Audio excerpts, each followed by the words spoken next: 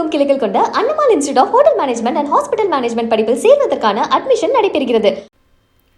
இந்திய நேபாள சர்வதேச சாம்பியன்ஷிப் சிலம்ப போட்டியில் தங்கம் மற்றும் வெள்ளி பதக்கங்களை வென்று அசத்திய தமிழ்நாட்டு வீரர்களுக்கு சென்னையில் உற்சாக வரவேற்பு அளிக்கப்பட்டது. நேபாளத்தில் இந்திய நேபாள சர்வதேச சாம்பியன்ஷிப் 2026 சிலம்ப போட்டி நடைபெற்றது.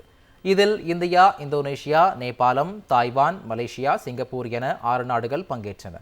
இந்நிலையில் இதன் இறுதிப் போட்டியில் இந்தியா மற்றும் நேபாளம் இடையே கடும் போட்டி நிலவியது. இப்போட்டியில் இந்தியா சார்பில் தமிழ்நாட்டைச் சேர்ந்த 35 வீரர்கள் உட்பட மொத்தம் 300க்கும் மேற்பட்ட வீரர்கள் கலந்து கொண்டனர். இத்தொடரில் தமிழ்நாட்டு வீரர்கள் 28 தங்கப்பதக்கம், 5 வெள்ளி பதக்கம் மற்றும் 2 வெண்கலப் பதக்கம் வென்று அசத்தியுள்ளனர். இந்நிலையில் பதக்கங்களுடன் தாயகம் திரும்பிய வீரர்களுக்கு சென்னை சென்ட்ரல் ரயில் நிலையத்தில் உற்சாக வரவேற்பு அளிக்கப்பட்டது. எஸ்ஐஜிஎஃப்ஐ நடத்தப்பட்ட 10வது நேபாள் இண்டோ நேபாள் மேட்ச் வந்து பார்த்திங்கன்னா நேபாளில் போக்ரா என்ற இடத்துல ஸ்டேடியத்தில் நடந்துச்சு. இதில் வந்து பார்த்திங்கன்னா 6 கண்ட்ரிக்கு மேலே வந்து கலந்துக்கிட்டு நிறைய கேம்ஸில் கலந்துட்டாங்க. Martial arts and outdoor field event எல்லாமே கலந்துட்டாங்க.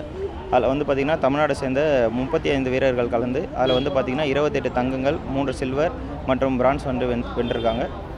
நான் இங்கே டோர்னமெண்ட் வந்திருக்கேன். International championship Nepal Pokhara. அதில் நான் ஃபஸ்ட் அடிச்சிருக்கேன்.